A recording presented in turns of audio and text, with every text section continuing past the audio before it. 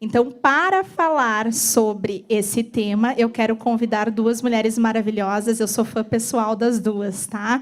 A primeira, a doutora Fernanda Caruso, que além de minha amiga pessoal, não é por isso que ela está na mesa, tá? Mas ela é uma das pessoas que mais sabe menopausa que eu conheço e ela tem alguns pontos de vista super do dia a dia e eu acho que faz todo sentido aqui para a nossa discussão. Bem-vinda, amiga. Muito obrigada. Prof. da Unicinos, acadêmica, então, assim, maravilhosa. E a segunda pessoa é outra que eu sou super fã, a doutora Ana Júlia Monteiro, que vocês veem as respostas lá no grupo do WhatsApp. Essa é a Ana Júlia do WhatsApp, tá? A Ana Júlia foi contratada para ser nossa assessora ali no WhatsApp. No WhatsApp, eu disse para ela, aqui, ó, responde, fica à vontade. Então, Ana trabalha comigo lá na PUC, a gente faz um ambulatório juntas. Senta aqui, Ana, tu é convidada. A Ana faz o ambulatório de climatério e eu faço o ambulatório de sexologia da PUC. Então, a gente convive, a gente brinca que é o Ambu das Divas, né? Não fomos nós, fomos os alunos, né? Falsa modéstia. Então, a gente vai falar sobre menopausa na vida real, tá? Vamos lá. Se vocês quiserem colocar, por favor, os slides, eu só vou precisar do passador agora, porque tem um casinho clínico. E recado para as gurias, eu não estou conseguindo ver o WhatsApp, tá? Mas eu vi o grupo ali do HV Paramédicas, todo mundo, é minha renovação. Calma que o suporte vai chamar uma por uma de vocês. Criei um tumulto no evento que não era para acontecer, mas está tudo certo. Posso passar? Tudo ok? Está desligado? Ó, tecnologia, o ao vivo. Vai ligar. A gente vai começar, então, gurias, discutindo um caso clínico de menopausa, tá? E a gente separou perguntas bem do dia a dia, bem vida real. Opa, deixa eu passar para a nossa mesa. Dúvidas que vocês têm e que vocês mandam ali e que são importantes, tá? Aqui a parte da DAIO, economia do carro, que vocês já viram. Chocante. Aqui vamos para a nossa mesa. Nossa paciente da tarde, então. Caso clínico, tá, gurias? 50 anos, ígida, não usa nenhuma medicação. Menopausa aos 46 anos, com fogachos, insônia, alteração de humor, redução do desejo sexual espontâneo. Sintomas iniciaram mais ou menos há 4 anos e ela diz que não se reconhece mais depois da menopausa. Exames laboratoriais, um perfil lipídico ali, um colesterol total de 190, um LDL de 100, um HDL de 70, triglicerídeos de 100, uma glicemia de jejum 90 e demais exames na normalidade. Tem uma mamografia recente e tem um rastreio do colo uterino normal. Gurias, vamos começar a discussão. Luciana Pérez, primeira pergunta aí. Então, pensando em iniciar a TH para esta paciente, Fê, quais tipos de estrogênio que a gente poderia iniciar e qual a dose que tu iniciaria?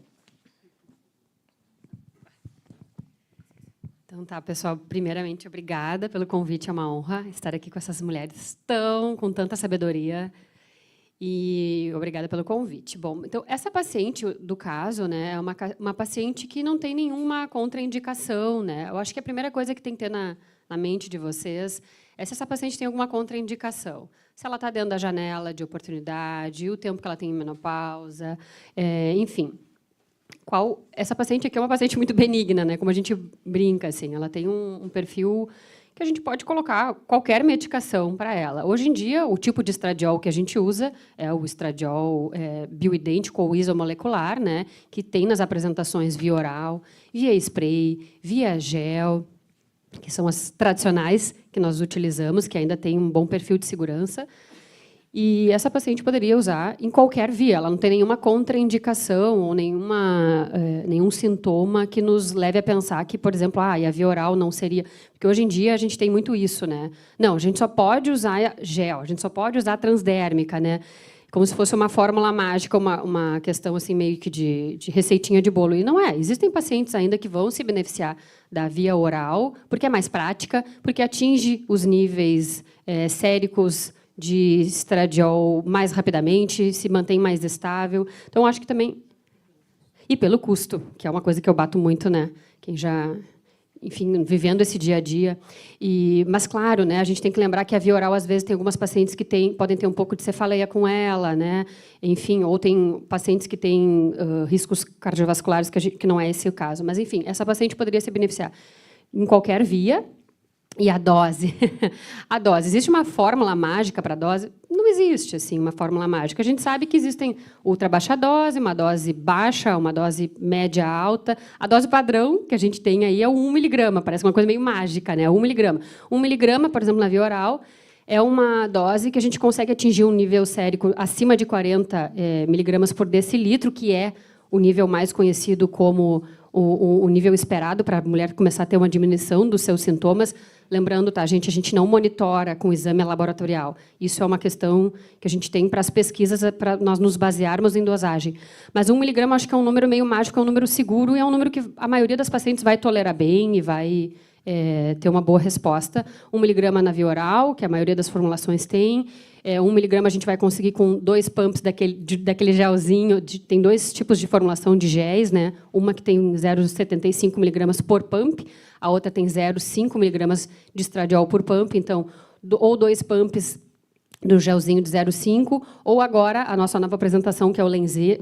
Opa, posso falar? Nós não somos patrocinadas, pode falar. Mas é que só tem ele no mercado, né? Que ele tem uma absorção transdérmica de 0,5, 0,6 miligramas por spray. Então, são 2 jatos aproximadamente por spray, dependendo da absorção da pele da paciente, né? Eu acho que 1 miligrama é uma dose legal para todas nós termos assim, em mente, que é uma dose que a grande maioria das pacientes vai responder bem. E começando esse 1 miligrama, eu já vou voltar para os progestagênios e progesterona, tá? O paciente chegou para vocês, está com esses sintomas, começou ali com uma dose de estradiol 1 miligrama. Em quanto tempo tu reavalia ela, Ana Ju, para ver se funcionou ou se tu precisa reajustar essa dose? Eu tenho como costume reavaliar em 1 mês, para ver como é que ela ficou, e eu sempre digo que demora, não vai ser de uma hora para outra que vai aliviar, demora um pouquinho, às vezes 15 dias, 20 dias, mas eu reavalio em 1 mês. E uma coisa que eu acho legal da gente complementar da fala da Fê é que tem muita gente que dá anticoncepcional com etinil e estradiol e agora com o estetrol para fazer alívio dos fogachos. E pensando num contexto de custo, acesso que a gente tem, eles vão aliviar, porque eles são medicações que vão se ligar ao receptor de estrogênio e vão aliviar sintoma. Mas a gente preconiza que seja o uso do estradiol, porque todos os benefícios da TH que a gente conhece, redução do risco cardiovascular, redução do risco de câncer de intestino associado a progestagênio, tudo que a gente sabe de benefício da TH é o estradiol que dá, não o etinil, nem o estetrol. Então, vai aliviar sintoma? Vai, mas a gente preconiza sempre estradiol justamente por causa disso. Vou pegar o gancho de uma pergunta que surgiu no grupo do WhatsApp essa semana, tá? As gurias comentaram sobre aquela paciente que ainda não tem o diagnóstico de menopausa, começou com uma alteração de ciclo menstrual e começou com alguns sintomas sistêmicos, tá? Pensando em uso de terapia hormonal, nessas mulheres que estão ali na perimenopausa, vocês já começam a terapia hormonal, que acho que é uma discussão importante. Eu não respondi no grupo para trazer para o evento, tá? Vocês começam, vocês acham que vale a pena usar uma pílula ali, né, de um estrogênio mais bioidêntico, pensando nessa transição? O que vocês fazem na prática clínica com essas perimenopáusicas pré-diagnóstico? Falando da questão do grupo, acho que tem vários pontos que a gente tem que pensar. Primeira coisa, identificar qual fase da perimenopausa que ela está.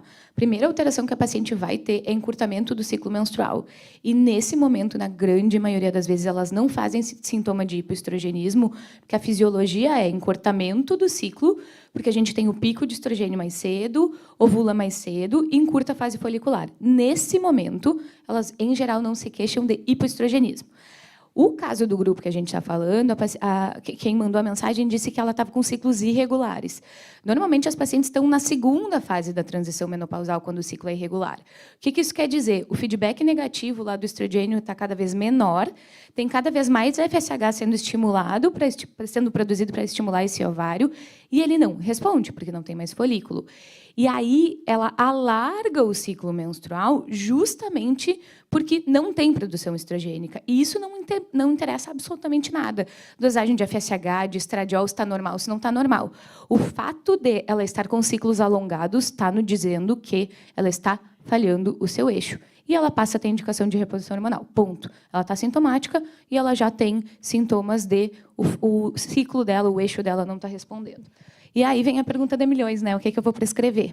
Depende. Se a paciente precisa de contracepção, que é a grande maioria das nossas pacientes, eu, em geral, uso estradiol via oral com contracepção. falando nomes, só tem 3 no Brasil, Estesa e Zizikelaira. Tá? Se a paciente tem contraindicação à via oral, aí são outros 500. A gente associa uma contracepção e associa um estradiol transdérmico, por exemplo. O que a gente teria respaldo na literatura hoje? Sodrosperinona isolada. Tá? Desogestrel isolado não dá proteção endometrial e Norestin muito menos, tá, gurias? É uma dose muito pequena. Ela não configura proteção endometrial. Tá? Bloco novidades do HV Paramédicas ao vivo, tá? Mudou a bula essa semana do Mirena Brasil, já tinha sido pedido, mas não estava oficializado. Mudou a bula, a Anvisa liberou 8 anos para contracepção do Mirena no Brasil, tá? Mas para terapia hormonal segue sendo 5. Bloco novidades ao vivo, segue o baile. Eu quero aproveitar, Ana, e fazer um adendo. Vocês viram que a Nath perguntou, depois de quanto tempo que tu iniciou a terapia hormonal, tu avalia a paciente? Né? E a Ana respondeu, depois de um mês. Eu também avalio depois de um mês. E uma coisa que me chama a atenção é receber, às vezes, pacientes de outras colegas que estão trocando a terapia hormonal, assim, 2, 3, 4 vezes. Por quê?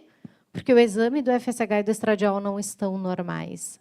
Pelo amor de Jesus Cristo, não sejam essas pessoas. A gente avalia a sintomatologia. Se a paciente melhorou dos sintomas, check, tá bom, tá suficiente, dá 19. Fernanda Caruso quase infarta. Deixa ela falar, porque ela sofre quando eu mando os prints do Instagram de coisas que eu vejo das pessoas falando que estão reajustando dose por causa do hormônio. Eu mando para ela e olha essa pessoa aqui falando, rebate no teu Instagram. Ela faz a gente passar raiva. Não, mas sabe o que é, gurias? Eu acho que assim, uma coisa a gente tem que ter em mente. Estudar a menopausa é uma coisa nova para a gente. Então, no meio do século passado, aproximadamente, que nós começamos a discutir sobre terapia hormonal. Até aquela época, achava que a mulher estava sendo tomada por um mal, né, meio demoníaco. Aí, quando a primeira pesquisadora, que foi uma mulher, identificou que isso era uma falta de estrogênio, a gente começou a tratar com estrogênio ali pela década de 60, 70, a gente começou a entender, então, que o papel do estrogênio até então. E aí a gente foi entender que, se usasse só estrogênio, a gente ia ter uma hiperplasia endometrial, um aumento de câncer endometrial, e se entendeu que tinha que proteger o endométrio com progesterona ou algum outro tipo de medicação. Eu estou falando isso porque a gente vai mudar muito ainda nossas falas aqui, né? Mas o que a gente tem hoje, a fisiologia, ela não mente, né? Então, eu e a Ana Júlia, a gente tem uma história com isso, que a gente participava de um grupo lá que foi tomado depois pelo mal, e onde o pessoal assim, falava muito de fisiologia, e eu faço doutorado em fisiologia, então é uma coisa que me consome por dentro, e eles diziam que regulavam assim a dose da terapia hormonal pelo FSH e pelo estradiol. A gente pode solicitar a dosagem de estradiol. Pacientes, principalmente que usam transdérmico, elas podem ter uma absorção pior. E aí, se tu não atingir o nível sérico, tu pode estar usando, sei lá, 2, 3 pumps de algum gel. Ela não atinge, às vezes, o nível sérico ideal, que seria mais ou menos uns 40, né, para a gente poder ter a diminuição dos fogachos. E nessas pacientes é interessante. Agora, tu ficar dosando isso, a paciente está bem, doutora, eu estou maravilhosamente bem, tu vai ficar dosando isso para quê? A gente precisa quebrar esse paradigma. E o que regula o aumento do FSH é muito mais do que o estradiol, é um hormônio que se chama inibina. Esse hormônio ele não volta ao normal. Depois que a gente entra na menopausa, ele começa a ter uma diminuição muito importante, muda toda a cascata do feedback, e o FSH só vai de lá para cima. Ele não vai voltar aos níveis normais, vocês podem encher a paciente de estrogênio. Então, a fisiologia vai muito além de estradiol, de estrogênio, seja qual for, de testosterona, e tem muitas outras coisas, antimuleriano, inibina A, inibina B, enfim, não adianta ficar dosando. O FSH responde muito mais à inibina do que qualquer outro hormônio nessa fase, tá? Só para a gente lembrar. Meu crachá, a clínica é soberana, tá? Vocês também, né? Vocês têm as frases no crachá aí para elucidar. Muito bem. Ana, quais tipos de progestagênio, ou progesterona, né, que a gente poderia usar nessa paciente e qual a dose que tu iniciaria? Pergunta difícil também, né? Então, primeira coisa conceitual. Progesterona é uma coisa, progestagênio é outra. Progesterona É a progesterona que o ovário produz na segunda metade do ciclo, tá? Que vai lá ser produzida pelo corpo lúteo. Só existe uma progesterona no mercado, progesterona natural micronizada. Quando a gente fala de progestagênio, a gente está falando do todo o resto que se assemelha à progesterona no receptor e vai fazer ação de proteção endometrial e todas as outras ações do progestagênio. O que eu sempre inicio? Progesterona natural micronizada. Porque eu gosto? Não. Porque o que a gente tem de estudo é que tem menor risco metabólico e menor impacto no risco de câncer de mama. Tá? Só como na vida nem tudo são flores, progesterona tem alguns efeitos colaterais que muitas pacientes não se adaptam. Primeiro, sonolência, dor de cabeça e inchaço. Então, algumas pacientes não vão tolerar e aí a gente vai para o progestagênio. Só que as opções que são combinadas, por exemplo, via oral, nenhuma tem progesterona associada, são estradiol com algum outro mais comum, noretesterona. E os adesivos também só tem noretesterona associado. Então, o que eu faço? Tá? Eu indico a TH, a paciente quer usar, eu explico para ela todos os esquemas, pego tudo que tem de estradiol e mostro. Tem spray, tem gel, tem comprimido, tem adesivo e tem progesterona natural micronizada, ela funciona desta forma, tem isso, isso e isso de efeito. Tem os outros progestagênios que têm essas opções, comprimido ou adesivo. O que tu acha que no teu dia a dia faz mais sentido? Basicamente, eu me guio por isso, mas pacientes que têm queixa de insônia, dificuldade de manter o sono durante a noite, eu tenho a tendência de tentar dar uma convencidinha para a progesterona natural micronizada, porque ela é um sedativo do sistema nervoso central, ela ajuda nessa queixa que é muito comum e tem um efeito bom. Mas, na grande maioria não, mas algumas vão se queixar desses efeitos colaterais e aí tem a opção de fazer via vaginal. Dose. O que a gente tem de preconizado? Mas, de novo, TH não é protocolo, tá? Protocolo nem se, eu acho que protocolo é coisa de picareta, mas tudo bem. Remete, né? Então, o que eu acho? Não se apeguem tanto na questão de dose, se apeguem mais na questão de como é que eu vou falar? Me fugiu a palavra de esquema. Esquema cíclico ou esquema contínuo. Esquema cíclico, vocês têm que usar uma dose maior de progesterona ou progestagênio para ter, naqueles dias, em menor quantidade, o mesmo efeito. Esquema contínuo, uma dose menor. Quando a gente está falando de progesterona natural micronizada, 100 mg contínuo e 200 mg cíclico. Lembrando que o tempo mínimo de progesterona natural micronizada é 12 dias. Se vocês derem 10, como a grande maioria dá, não está fazendo efeito, não está protegendo o endométrio. Então, 100 mg contínuo, 200 cíclico, no mínimo 12 dias. Quando que eu vou escolher cada um? Normalmente, perimenopausa a gente deixa cíclico, porque a gente tem um melhor padrão de sangramento da paciente, porque ela ainda vai eventualmente ovular. Aí ela está usando lá o seu contínuo, sangra, e quem que se preocupa? Ela não, a gente, porque ela está sangrando e tu vai pensar, meu Deus, fez uma hiperplasia. Não. Com o cíclico, a gente tem um padrão de sangramento, sempre quando ela parar a progesterona, ela vai sangrar. E aí a gente vai saber justamente que o sangramento é ok. Na menopausa estabelecida, a gente usa contínuo, na grande maioria das vezes, justamente porque ela já não sangra mais. Essas doses não são assim, estanque, só vou usar isso. Paciente com fator de risco, com IMC aumentado, história de anovulação, diabetes, muitas vezes a gente usa uma dose maior, tá? Então, essa é mais ou menos o básico, mas nada na vida protocolo. Acho importante a gente falar também que aqueles esquemas cíclicos estendidos que se fazia antes, né? Lembram? 3 meses, ficava sem progesterona, não existe mais, então também não pode fazer isso, tem que ser, o cíclico é mensal. Né? Tem alguma outra observação, Nadi? Elas assistiram as minhas 3 aulas de menopausa na plataforma. Quem está na plataforma Tô tem 3 aulas da Nadi e tem toda a nossa... A gente fez um PDF com todas as doses, nomes comerciais. Entra semana que vem. Tudo, guria, sério, assim, ó, sério mesmo. Se depois daquele PDF vocês tiverem dificuldade para escrever terapia hormonal, vocês me liguem do meu telefone, tá? Algo a acrescentar, Fê? Peguei a Fê de surpresa. Não, assim, concordo, assino embaixo, é isso mesmo. Só queria lembrar uma coisa bem prática do dia a dia, porque quando a gente começa a atender muito, a gente começa a ver muito isso. Tem duas dicas que a gente pode dar. A Ana Ju até falou de usar via vaginal. Quem já usou o Trogesta via vaginal sabe que é um saco, porém, tá? Tem pacientes que não se importam. Então, tem duas coisinhas que a gente pode fazer, 2 truquezinhos, né? A paciente começou a ter intolerância à progesterona, ou a gente pode trocar para dihidrogesterona. Eu adoro, Pode falar nome comercial, nós Olha, não somos. gente, Aqui eu não pode. sou patrocinada com nada, eu não tenho conflito de interesse Nos com congressos a gente não nenhuma indústria. Sim, não pode. Mas então, assim, como a gente está falando de algo prático, né, para as assinantes de vocês, então, a dihidrogesterona, ela é um metabólito da progesterona natural micronizada e ela tem em combinação. A gente não conseguiu botar a progesterona natural micronizada ainda com estradiol, mas a dihidrogesterona a gente conseguiu, tem formulações no mercado. E ela tem um bom perfil de segurança metabólico, ela não aumenta a densidade mamária, assim como a progesterona natural micronizada. Então, a progesterona causa câncer? Entendam, progestagênios aumentam a densidade mamária, né? A minha amiga mestre maravilhosa, a doutora Betina, está aí, né? A gente vai bater uma chapa, vai fazer uma mamografia. Quando tu usa um progestagênio, tu aumenta aquela densidade mamária, tu tem uma dificuldade de identificar uma lesão. Isso também é importante a gente lembrar. A diferença de um progestagênio para uma progesterona natural micronizada e uma dihidrogesterona. Então, é um truque legal. Assim, vocês podem lançar mão da dihidrogesterona. Ela é bem tolerada metabolicamente, ela tem em composições com estradiol e ela tem um bom perfil de segurança para pacientes com perfil metabólico desfavorável. Tá? Então, ela é bem interessante.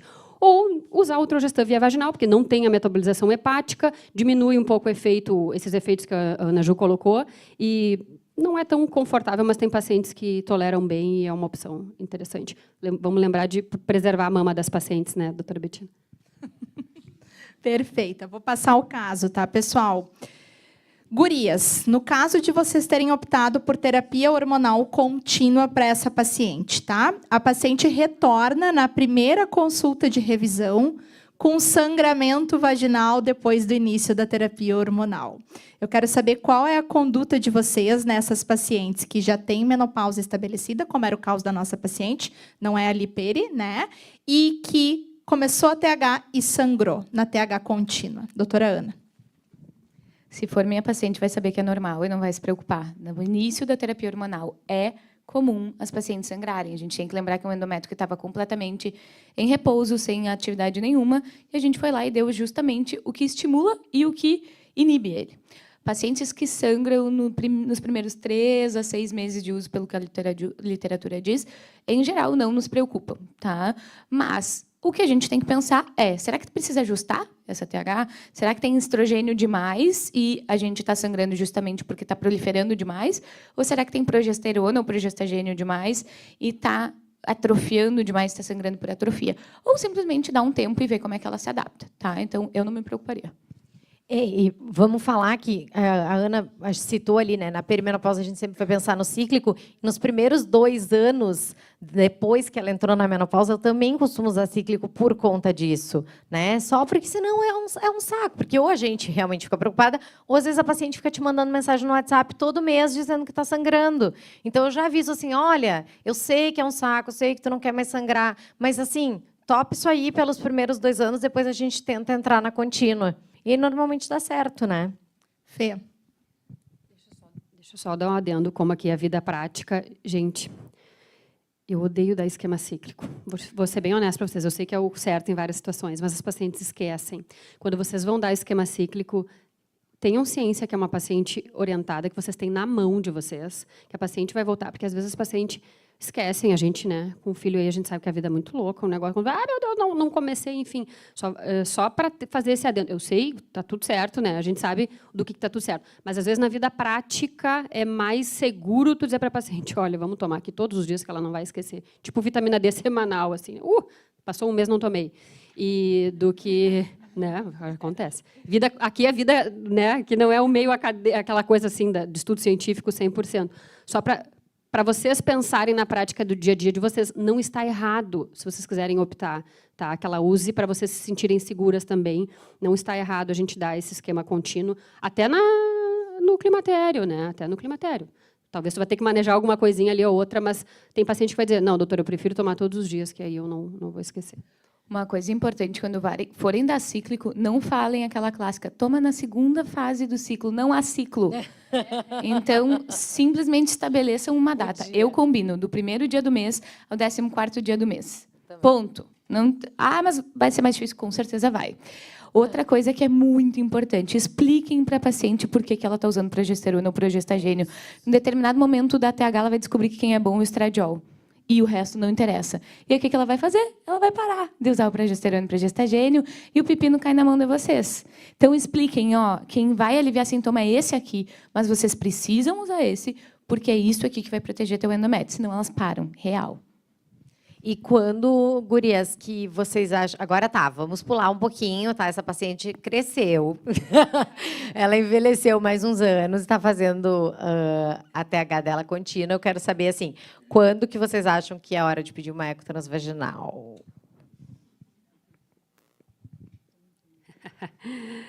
Então, nós temos 3... Não, eu sou ultrassonografista, né? Para mim tinha que pedir para todo mundo, que eu amo, mas assim, não. Fernanda. A gente tem 3, a gente tem 3 grandes guidelines que nos baseiam para isso, né? Agora saiu ano passado um canadense que é muito legal. As gurias devem ter colocado na plataforma, maravilhoso. A gente tem o Royal College, que eu acho meio ultrapassado, e tem a COG. Quem sou eu, né? Para achar o Royal College ultrapassado. Fernanda! Mas assim, enfim, né? Aí, não, só a minha faculdade que é boa. Mas aí, só o meu protocolo. Mas os 3, né, deixam bem claro, mesmo que a paciente use TH e seja sintomática, a gente não tem indicação de fazer transvaginal. Assim, quem é que não faz aqui? Tem várias pessoas que a gente tem que... É o mundo real. A paciente vai chegar com a ecografia transvaginal e, às vezes, a paciente está muito ansiosa. O sangramento desfavorável nos primeiros 3 a 6 meses do uso da TH ele é extremamente comum, como a doutora Ana Ju colocou. Mas a paciente fica muito ansiosa, gente, muito ansiosa. Então, às vezes, para tranquilizar a paciente... E eu fui no último NAMS, no penúltimo, em 2023, e teve um palestrante que, infelizmente, eu não vou lembrar o nome, mas ele foi muito categórico. Ele falou assim, se a paciente de vocês está sangrando, eu concordo, é verdade. Mas para que não pedir também um ultrassom, sabe? Então, assim, isso... É consenso, ok, mas às vezes a gente precisa para tranquilizar a paciente. Mas o que está lá no guideline é paciente assintomática, a gente não pede. Paciente de vocês sangrou ali nos 3 primeiros meses, seguiu sangrando no 4º, 5º, 6º mês, segue sangrando, tá? Vocês pedem, agora tem indicação formal de pedir eco? Lá não foi pedido. E se sim, tá? Pediram, vou facilitar a vida, pediram eco. Facilitar a vida dela. Chegou 6 meses, a gente vai pedir, vocês sabem disso. Pediu o ultrassom, tá, gurias? Eu quero saber qual o ponto de corte de espessura endometrial que vocês usam para pensar em avaliar com biópsia esse endométrio. Essa é a pergunta que todo mundo quer a resposta, ninguém tem, né? Agora, puxando a brasa para o Royal College, eles fizeram uma publicação esse ano, que é a primeira que assim, junta todas as evidências que a gente tem em relação a sangramento não programado. A gente está falando de uma mulher que sangrou. Esses pontos de corte não são para assintomáticos. A mulher sangrou, passou dos 6 meses, a gente fez. O que eles orientam? Acima de 0,4 para esquemas contínuos. Faz sentido, né? Tem gente que fala contra, mas faz sentido. Se eu estou dando uma dose de estrogênio que tem uma proteção endometrial equivalente, não deveria haver proliferação. Então, 0,4 é o ponto de corte. Para esquemas cíclicos, eles colocam como 0,7. E pacientes assintomáticas, 1, tá? 10 milímetros, no caso. Então, eu me baseio por essa publicação agora. Eles colocam, né, que a cíclica tu tem uma variação de 13 milímetros de endométrio, então, bem o que a Ana Ju falou, do 0,7. O que a gente tem que entender, gente, não sei se mais alguém faz ultrassom aqui. Endométrio é assim, tu deu uma viradinha no transdutor, gente, ele vai de 5 para 7, ele vai de 4 para... Tu entende? Então, assim, vocês têm que saber que vocês estão fazendo num lugar com uma pessoa competente. Isso é uma questão prática que eu estou falando para vocês, viu? Vocês vão fazer num lugar muito, assim, de procedência duvidosa, solicitem, às vezes, em outro lugar. Tu vira o transdutor, o endométrio muda completamente, tá? Então, concordo com a Ana Ju, é nisso que eu me baseio também. O canadense, ele coloca muito os 11 milímetros, acho que fica muito mais prático essa questão do 10. Lembrando que entre 8 a 11 ou 8 a 10, sempre leva em consideração os fatores de risco dessa paciente, se essa paciente é obesa, se essa paciente é diabética, se essa paciente é hipertensa, então tem esse númerozinho meio mágico. Do 8 ao 11, avaliem aí a paciente de vocês em questão de fator de risco. E uma coisa que eu também, sempre quando eu estudo endométrio, eu penso sobre isso, tá? Como é que a gente sabe que eu tenho que... O que me deu esse norte? caiu do céu 5 milímetros, 4 milímetros, 11 milímetros, 10 milímetros. Não, gente. São faixas de prevalência.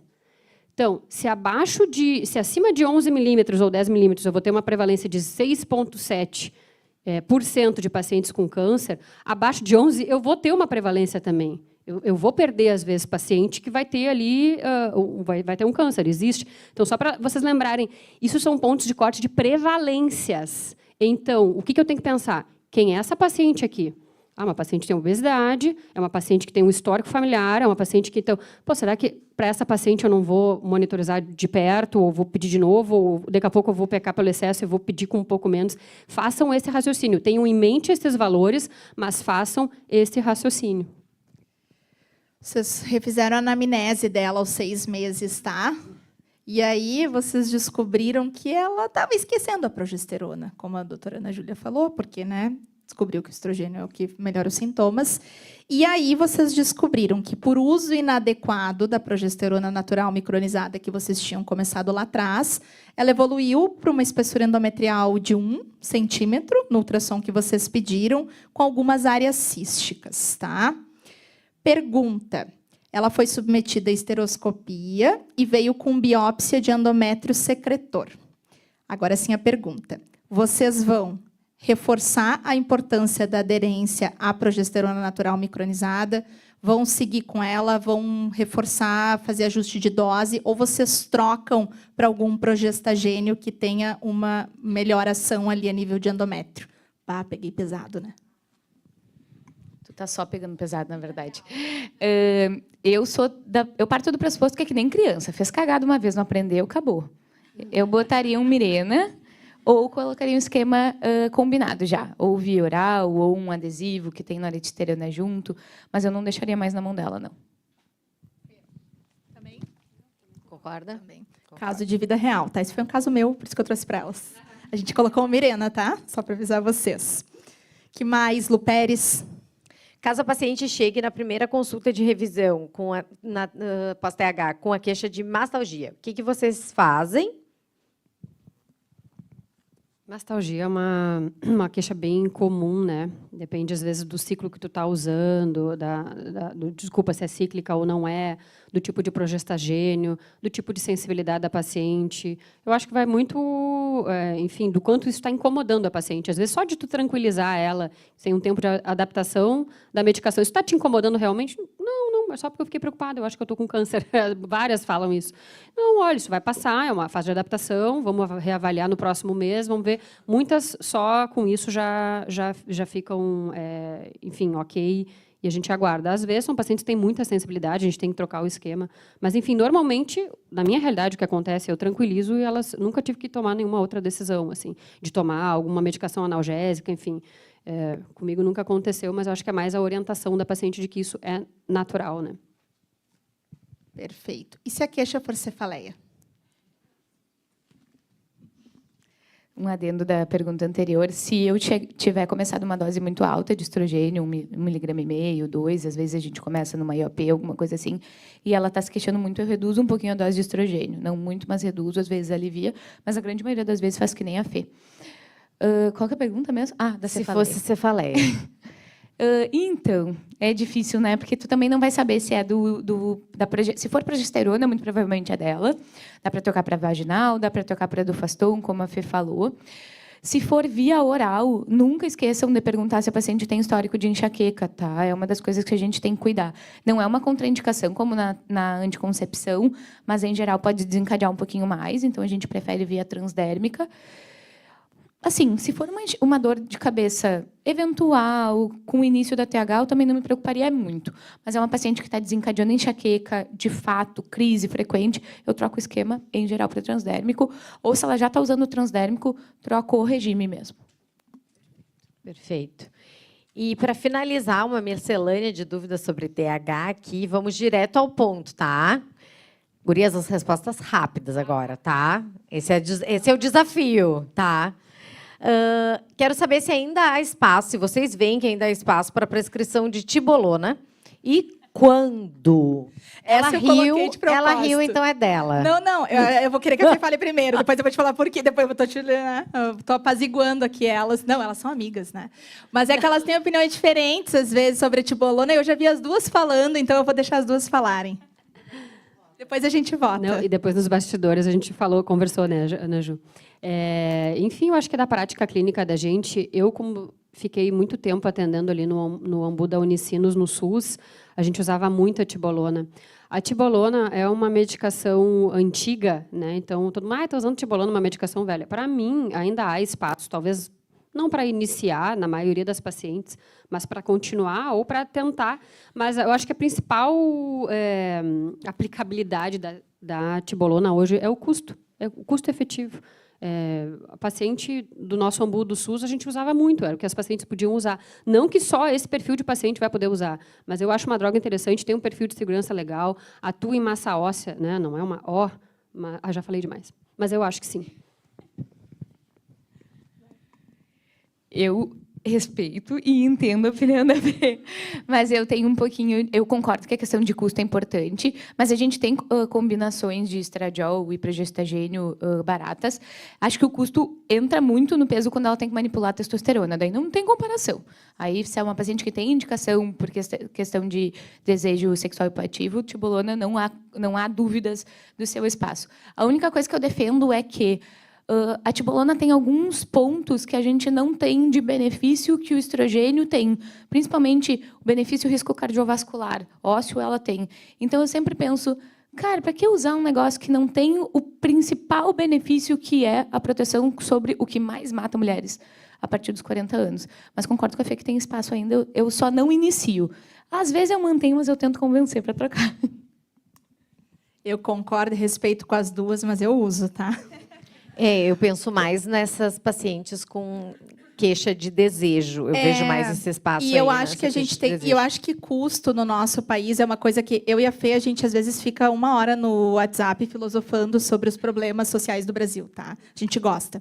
E não, a gente não gosta da situação, tá? A gente gosta de olhar para isso, pelo amor, as obviedades têm que ser ditas. Sim, vocês gostam de filosofar. Isso, porque a gente fica atentas a isso. Então, assim, tratar menopausa no nosso país ainda é um privilégio, vocês sabem disso.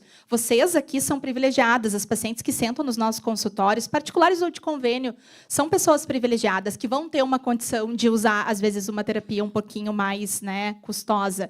Mas para quem trabalha em SUS, e eu sei que muitas de vocês também trabalham, às vezes R$10 vai fazer diferença e precisa fazer parte da discussão. Vocês têm que falar sobre valores com as pacientes em qualquer prescrição. Meu consultório hoje é exclusivamente privado, a paciente que senta na minha frente, na imensa maioria das vezes, tem condição de tudo. E eu falo de valor. Tu vai gastar isso, isso, isso. E, às vezes, pasmem, numa consulta totalmente privada, o valor faz diferença na decisão ali. Então, acho que a gente tem que falar. Então, muito bom. Eu vou fazer uma próxima pergunta que eu não aguento mais fazer. Mas, se a gente salva uma alma com a resposta, tá valendo. Gurias, quando e como vocês prescrevem testosterona no consultório? Qual a dose, orientação de uso? Pede dosagem sérica para acompanhar? Qual valor é considerado um nível suprafisiológico em mulheres? Reajusta em quanto tempo? É um monte de ela coisa. quer que seja rápido. Mas tem que ser tudo direto ao ponto. Eu prescrevo só em desejo sexual hipoativo, que já usou estrogênio, 6 meses, não melhorou com dose boa de estrogênio. Continua com desejo sexual hipoativo, prescrevo. Dose, o que nos orientam os guidelines de 1 a 5 miligramas no máximo. Minha opinião, 5 é demais, 1 é pouco. Eu normalmente dou de 2 a 3. Quanto tempo eu reavalio?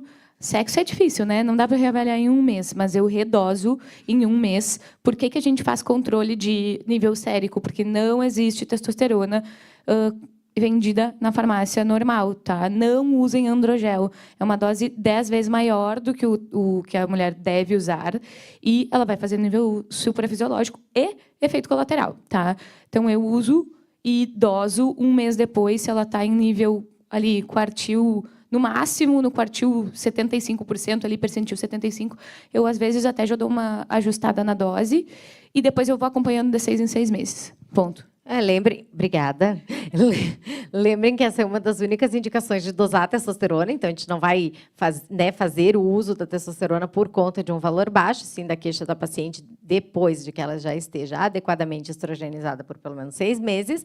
E aí, nessa paciente, a gente tem que fazer uma dosagem basal e uma dosagem depois de iniciar, para ver se não teve um aumento aí, né, acima do fisiológico. Tem uma Perfeito. frase no crachá: testosterona da mulher é baixa. Quem está com esse? Viu? Amo. Próxima. Paciente Fê quer adicionar? A Fê quer acrescentar alguma coisa? Não é nem acrescentar só, porque como é uma coisa do dia a dia, né? Faço igual a doutora Ana Ju, mas só para vocês lembrarem, nem toda paciente vai ter a mesma absorção, uma medicação tópica. Testosterona é tópica. Eu já recebi paciente com 1% que disse, não tá demais, eu fiquei demais. Então, observem as pacientes de vocês. Eu também, eu não sou muito tão conservadora, eu não começo para todas 1%, para várias eu vou para 2 e 3. Mas só para lembrar que cada paciente é um mundo. E, então, o paciente já tem queixa de queda de cabelo, o paciente está se incomodando com isso, vão com calma. Vão com calma. Talvez com essa seja bem importante vocês serem um pouco mais conservadoras. A Febrasgo fala em 0,6, né, de início, no manual ali que vocês olham de sexualidade.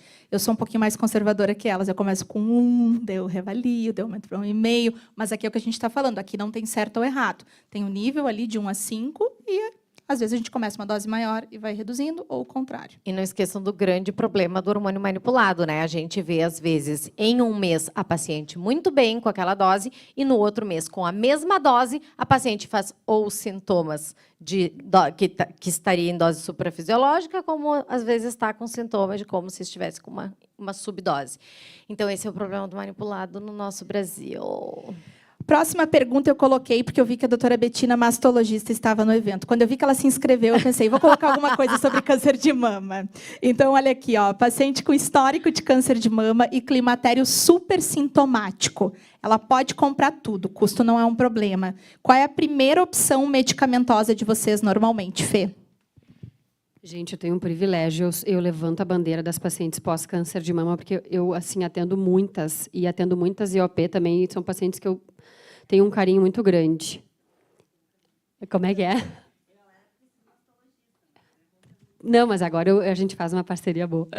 Mas, enfim, são pacientes que muitas vezes tu tem que fazer, não polifarmácia, mas quase isso, são pacientes que tu tem que usar mais de uma medicação. Acho que a primeira opção sempre vão ser ali os inibidores da recaptação da serotonina, e sempre tem a mágica ali da Desvenla, para vocês não esquecerem, Desvenla, Venla, Estalopram, porque são medicações que não vão interagir com a maioria das medicações que as pacientes usam pós-câncer de mama, mas elas têm efeitos colaterais. Então, lembrar que pode piorar a questão do desejo, a anorgasmia, né? E, enfim, e às vezes a gente tem que trocar a medicação ou diminuir a dose e tentar junto com outra medicação. Mas eu acho que a primeira escolha são sempre os inibidores da recaptação da serotonina. Sempre perguntar sobre sexualidade antes da prescrição, tá? Vocês perguntam, aí vocês prescrevem, aí vocês reavaliam, porque essas medicações têm impacto em várias etapas da resposta sexual feminina, tanto em desejo quanto em orgasmo. Às vezes, dependendo da medicação que a gente começa, a paciente relata que estimula o clitóris e sente como se estivesse tocando no joelho. Pode alterar a sensibilidade. Vocês já ouviram isso de paciente, né? É super comum delas falarem. Então, prestar atenção, perguntar antes. Não é para não começar, começa, mas daí reavalia. Quer acrescentar alguma coisa? Isso que a Nath falou do perguntar, ter um basal é importante, porque às vezes, meses depois ela chega com aquela questão para ti, estou com pouca sensibilidade no clitóris, e na verdade ela já tinha antes, ela só não tinha te relatado. E aí tu vai lá e acha que é um efeito colateral do remédio que tu iniciou. Então é bom tu ter esses dados, tá? Para depois, para poder, aspas, culpar ou não o remédio que tu está iniciando, né? Isso até para testo, né, Lu? Eu sempre falo, antes de começar testo, perguntem como é que era a vida sexual antes da menopausa e agora. Porque acontece muito da vida sexual ser ruim e aí a menopausa chegar e elas quererem melhorar a vida sexual de 30 anos frustrada com testosterona. Não vai funcionar. É perfeito, isso aí. A Fê? Agora que eu me lembrei que é uma questão bem prática para vocês. Existe uma medicação chamada oxibutinina que está em todos os guidelines. A gente vê que a maioria das pessoas não... Como isso aqui é uma questão prática, eu vou dar um parecer para vocês. Tem muitas pacientes, como eu acabei de falar, acaba que eu atendo muito. Eu comecei a usar mais nas pacientes. Antes eu não gostava. E eu vou dizer para vocês, elas respondem bem. bem mesmo. Então, às vezes, né, é uma medicação barata, acessível, tem seus efeitos colaterais, mas comecem a pensar nela. Porque a gente fica assim, estalopradez, Venla, aí já tu usa, não, só um pouquinho, a gabapentina e os, enfim, que são, também tem muitos efeitos colaterais, né, mas lembrem dela, ela é uma medicação que tem um efeito bem legal. Dica prática para vocês, a gente tem o manual, né, vocês sabem, da Sobrac, junto com a Febrasgo, ali de climatério, que foi atualizado o ano passado, e eles têm uma tabelinha bem legal ali, com todas as medicações que são utilizadas, nível de evidência, que é uma coisa que a gente bate, quanto % melhora nos sintomas nos estudos, e tem dose ali, sugestão de dose de início. Então, é uma consulta rápida legal para ter no consultório. Já dei essa dica também dentro da plataforma. Próxima. Próxima, paciente com histórico de AVC ou infarto muito sintomática. Muito. Todo mundo tem essa. O que fazer? Então, né? Como ser rápida? Bom, enfim, gente, pacientes que têm alto risco cardiovascular, pacientes que tiveram infarto, pacientes que tiveram um AVC, elas têm contraindicação formal. Enfim, eu acho que é tudo discutir risco-benefício, não que tu não possa usar numa paciente, às vezes tu abre uma exceção, mas é uma contraindicação formal. E se a paciente não teve nenhum evento desses, mas é uma paciente de risco maior, ou seja, tu vai colocar lá nas escalas que tem de risco, e a paciente vai ser risco ou moderado ou risco alto, né? Vocês podem colocar nos aplicativos, e aí vai dar ali, o risco de 5% a 10%. Então, riscos maiores de 5%, que já são moderados ou alto, a gente já tem que revisar se a gente vai usar TH ou não. Então, em teoria, nas pacientes, a gente não usaria terapia hormonal, usaria uma terapia não hormonal em caso de AVC, ou em casos de doença cardiovascular prévia. Ana Júlia, dose mínima de estrogênio para osteopenia e osteoporose. Vale começar um pump de 0,5? Não. 1 miligrama no mínimo, idealmente 1,5 miligrama. Isso pensando em menopausa sintomática. IOP, obrigatoriamente 1,5 miligrama, 2.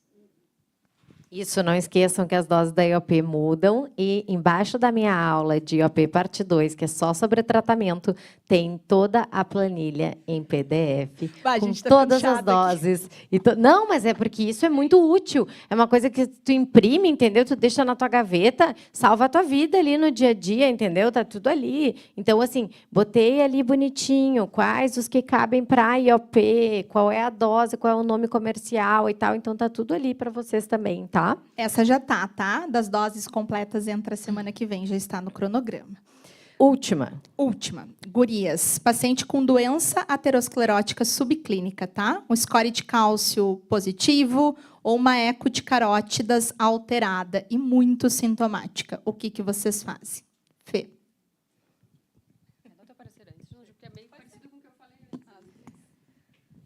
É difícil essa também, né? Assim, o que a gente tem que pensar? Por que foi triado? Tá? Não é para ficar pedindo score de cálcio, eco de carótida para todo mundo, porque muitas vezes a gente vai achar e isso não teria uma aplicação clínica de fato. Tá? Depende muito do grau de obstrução do que tem na carótida, depende muito do que tem no score de cálcio. Se a paciente tem risco moderado, pode usar via transdérmica. A paciente tem risco cardiovascular maior que 10%, que era o que a Fê estava falando, contraindica. Eu uso, tá, transdérmico, sempre conversando com um bom cardiologista. É difícil achar um cardiologista. Como cardiologia é uma especialidade preponderante masculina e as nossas dores são completamente silenciadas pela sociedade, ainda mais por homem, imagine um cardiologista homem falando de menopausa e de TH. A chance de ele apoiar é mínima, né? Então, tem uma boa cardiologista de preferência para chamar de sua. Eu converso com eles, coloco na balança risco-benefício, mas até grau moderado, risco cardiovascular moderado eu trato.